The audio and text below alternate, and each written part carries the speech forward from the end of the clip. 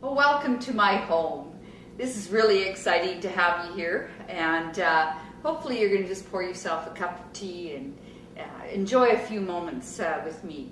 So obviously, I hope you're enjoying the book, Succeeding in Spite of Everything, as much as I am. And I think it's just such an incredible opportunity for 38 women to come together and share their stories and what changed things in their life and share them with you and myself. I've learned so much from the book.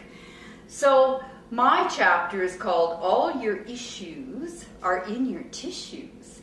And this is my most favorite subject ever because I have learned so much about coming home to my own body and experiencing all of me, animated with life, full of life. And before I took the class, as you understood in my chapter, what changed my life was the magic of body-mind communication. So I'm sure each and every one I understand each and every one of us do have a story that becomes what we call a turning point story, something that we can really use in our life, a challenge that we've had in our growing up years, or how our personalities have developed or evolved through our challenges in life. And when we can turn that around in finding the diamonds in the dog doo-doo, then we truly transform our life through our story.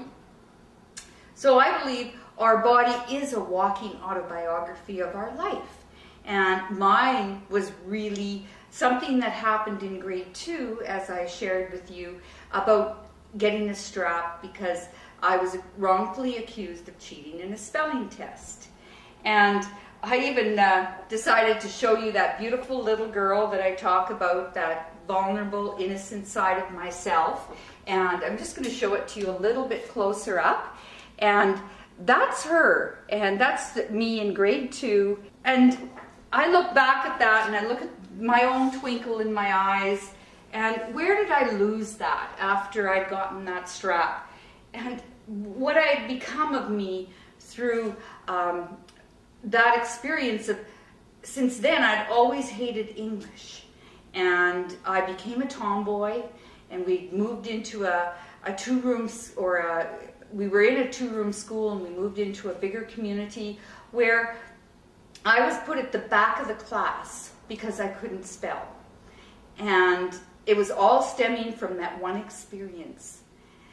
And then I started putting on weight, and I needed glasses to see the blackboard, and I became a tomboy. And I decided to print her out too, and I think this is me in grade 6. And I put on a lot of weight, and I needed glasses, and I became the class clown. And it was all going back to something that had happened, and something that I was covering up or burying really deep within my body. And all through my life, I was living that experience.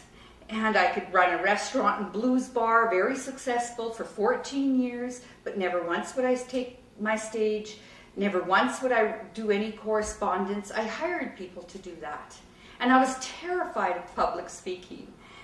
And suddenly I woke up when I was 40 years old, and I said, who am I? Who am I? Even though I was a great doer and I can do anything, I could run businesses, but part of me was missing. It was like the soul of me. I wanted that little girl back. And I wanted to work through her insecurities and where I'd lost my self-esteem. And it's rooted in the body. And when I could shift that feeling, that's when I stood in a classroom in my underwear, looking at my own issues in my tissues, looking at my bone structure. What was I built for? And when that unraveled out of cellular memories, and it was like my whole world shattered apart, and it was like thousands and thousands of rubber bands cutting inside of me.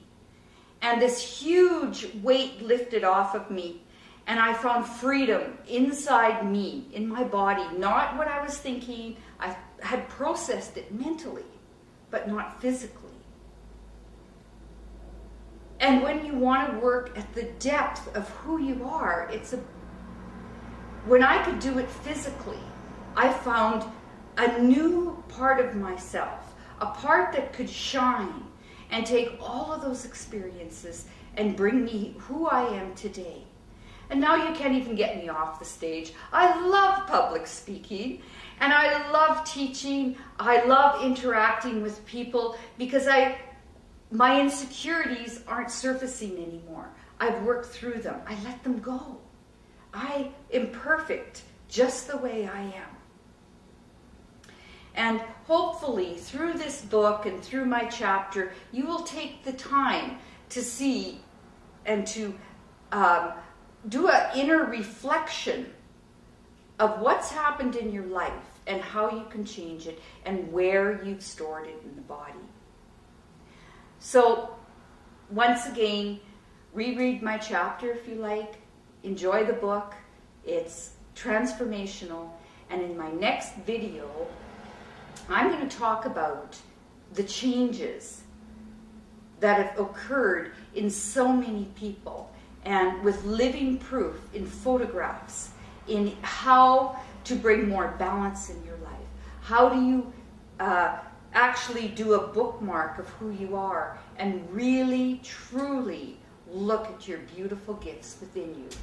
So thank you for watching, and we'll catch you on the next video. And I might even pour myself another cup of hot cinnamon spiced tea is my favorite. So enjoy. Thank you.